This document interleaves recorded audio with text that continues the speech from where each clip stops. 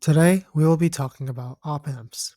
This is an op-amp, but what is an op-amp and what does it do? Well, an op-amp is short for operational amplifier, and this is the equivalent circuit of an operational amplifier. Now note, this is an ideal case of an operational amplifier, and it's also greatly oversimplified. A real op-amp obviously has way more components than this, but this is just a mathematically ideal representation of an op-amp. Alright, so there are a few things to note here. Namely, there is an input impedance and it's extremely large. We'll just say that it's infinite ohms. As a consequence, you can see that the input current of the op-amp is just going to be 0 because of that extremely large value in the denominator. However, it could also be said that the difference between the non-inverting input, Vp, and inverting input, Vn, is also 0. Now that difference of 0 means that Vp and Vn are equivalent. Now let's take a look at the output side. The output side has an output resistance that's very tiny, so we'll just say that's some value that's close to 0 or just simply 0. That also means that Vo, the output of the op-amp, is equal to A, the open loop gain, multiplied by Vp minus Vn, which is the difference between the non-inverting and inverting input side of the op-amp. And A is an extremely large number. A approaches infinity, but doesn't quite get there. Typical values are like 10,000, 100,000, or something like that. It's pretty large. In essence, an op-amp is just a device that amplifies the difference between the input voltages. Now, you may have noticed that it amplifies it quite a lot, 10,000 perhaps. Now, what if Vp minus Vn has a difference of 1? Does that mean that the op-amp outputs 10,000 volts? Let's talk about the rails of the op-amp. These are the rails of the op-amp, denoted by VCC and negative VCC, respectively. The output of the op-amp is limited by the op-amp's rails, which means that if you were feeding the op-amp 10,000 volts, then sure, yeah, the op-amp could possibly output 10,000 volts.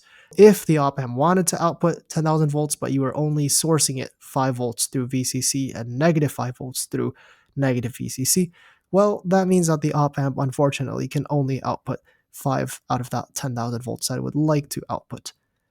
So again, the maximum output of the op-amp is VCC and the minimum output is negative VCC. All of this is with respect to ground. Let's take a look at an example problem. An op-amp with an open loop gain of 6 times 10 to the 5th power. That is the value of A. Notice that it is still quite large. And VCC equals 10 volts has an output of 3 volts. Output denoted by VO is 3 volts. And remember, the source is 10 volts and the output is 3 volts, so this is completely realistic. If the voltage at the inverting input, inverting is Vn because N is for negative, is negative 2 microvolts, what is the magnitude of the non-inverting input voltage? P for positive or plus, and we don't know what that is, so that's why there's a question mark. Now let's take that earlier equation for VO and let's rewrite it so that we can solve for Vp. Once we have that rewritten, let's go ahead and plug things in. After plugging in all the values, the next step is to just get a calculator and plug it in. And we can see that Vp is 3 microvolts. Now, the difference between Vp and Vn is a mere 5 microvolts away. And yet the output is 3 volts. And this is just a testament to how sensitive those input rails of the op-amp are. It greatly amplifies an extremely tiny change between these two input nodes, Vp and Vn, and the output is going to be 3 volts, which is considerably larger than the input difference of 5 microvolts. Alright, so now let's take a look at a circuit representation. So here is a circuit using an op-amp, and let's solve for the gain. Now, the gain essentially is saying, let's say that you put in some volt, Vs, let's say, into the op-amp. How much will that get amplified by? And that's why we're looking at VO.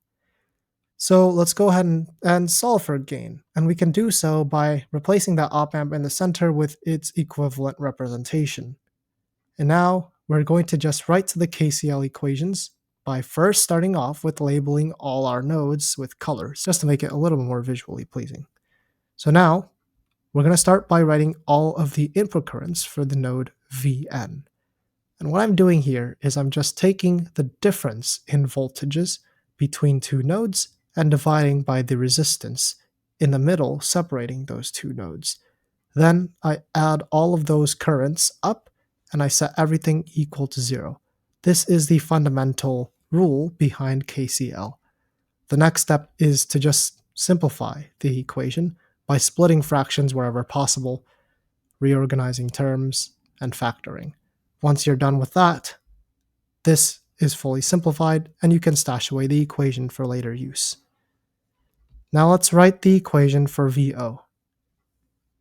Again, the same business is happening here. We're finding the difference in potential between two nodes and then dividing by the resistances that are in the middle of those two nodes and summing all of those currents up and setting it all equal to 0.